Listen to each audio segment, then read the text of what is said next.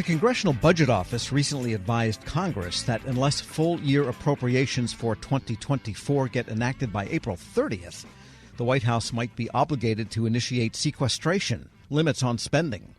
But the shutdown deadline for 6 big agencies occurs only this Friday.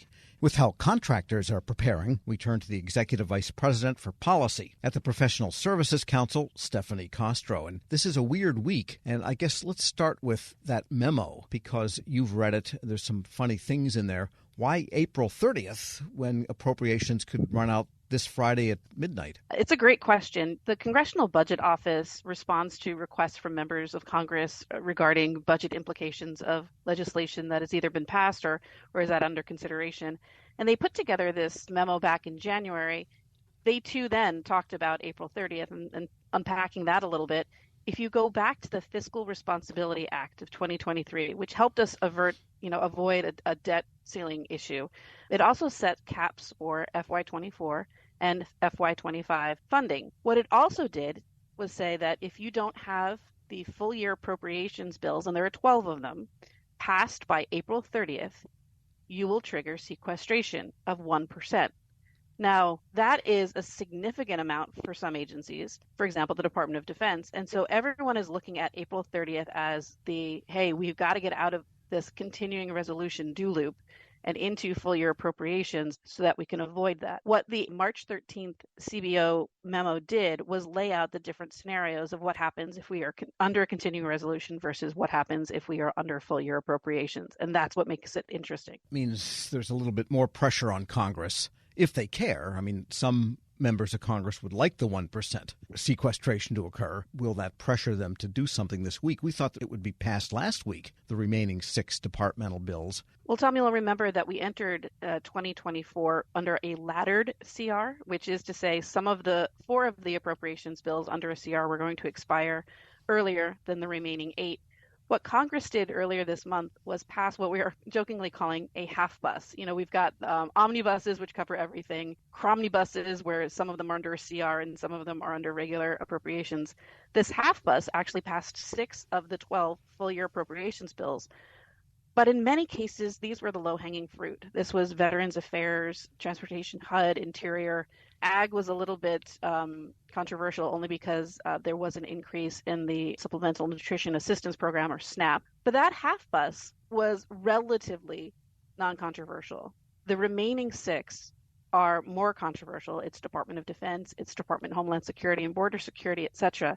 And so we're looking to have those bills passed by the March 22nd deadline, which of course is later this week. What happens under the Fiscal Responsibility Act, and I'm just going to call it the FRA, what happens under the FRA, if you are under a continuing resolution until April 30th, it will require sequestration for defense about 1%. The non-defense agencies are underspending here in fiscal year 24, and their CR funding is actually below the level set by the FRA. So under sequestration, defense does take quite a big hit. And so we've got lots of people in industry, particularly the defense industry, going, hey, how can we prepare?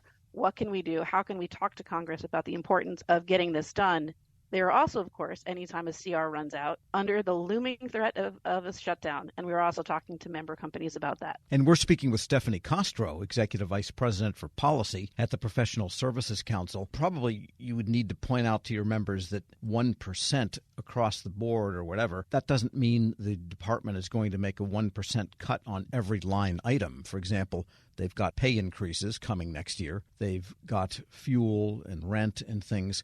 So therefore, there's not a lot of places they can necessarily cut evenly, so it might fall disproportionately on contracting dollars in some cases. That's exactly right. When they talked about sequestration, just generally, it is about a salami slice across the board. Everybody gets cut the same amount.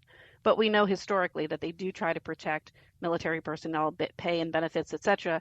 So it is contractors who bear the brunt of sequestration. We learned that more than 10 years ago when we underwent a similar situation. And as we look forward, we are encouraging our contractors who are members of PSC, and even those who aren't, to go ahead and start talking to their contracting officers. One statement I made earlier in our discussion here, Tom, is some of these FRA, hooks are already being felt in the Department of Defense. And we saw that in what they submitted for their FY25 budget request just again earlier this month. That budget request is a straight line for things like artificial intelligence, a high priority for the Department of Defense, but they are not increasing funding because they don't want to, quote unquote, bust the caps that are set by the FRA. And so we are seeing real world translations of the FRA into what the Department of Defense is submitting. Another area is space. They are not necessarily increasing to the extent they want to because of the downward pressure from that legislation that was passed last year. And they're also slowing down or spreading out acquisitions of major platforms like submarines and ships in the request for 2025, the result being flow down of the slowdown to the thousands and thousands of subcontractors. That's true as well, Tom. You know, we've heard from senior defense officials in the last few weeks about how they would like us as industry to invest in things like shipyards. But unfortunately, when you spread out the funding for these major platforms, there's not a financial incentive to actually invest in shipyards and keep them running until those large platforms come through or large ship classes come through. We are talking with Department of Defense officials about what it means to spread things out that way, what it means for investments that companies are willing to make because they think there is a large probability that either things are going to fulfill themselves the way the department wants them to, or something can get sidetracked in the coming years. And so we are working very closely with our member companies about how to talk to the department about that. Yeah, there's a dissonance between the demand signals that the Defense Department would like to be able to communicate to industry to foster that DIB in investments in the DIB, both services and things contractors. But what they're actually getting for appropriations means they can't. That's true. That's true. And there's a similar dynamic over on the civilian agency side. If we take ourselves out of the Department of Defense for a moment, many of them, because of that half bus, have their full year appropriation. But as we move forward, if everybody gets their full year appropriation, they might actually be cut going forward because some of them are overspending. So this goes back to your question about how to apply a sequestration order across the board. Again, some programs are going to lose out more than others. And if you look at that Congressional Budget Office memo, they lay it out pretty clearly about what cuts may be coming under a CR, a continuing resolution, or under full year appropriations. And so I encourage everyone out there, if they're interested, to look up that memo and check out to see where defense agencies fall and where non-defense agencies fall. I guess in the ideal world, they could get their work done this week for 2024, and then, golly, they've got 6 months to write 12 appropriations bills and negotiate them. I don't know what better things they have to do, but that would seem like a good priority. I think it's fair to say if you're a betting person, you are not going to bet that we will have full year appropriations for fiscal year 25 as of October 1st.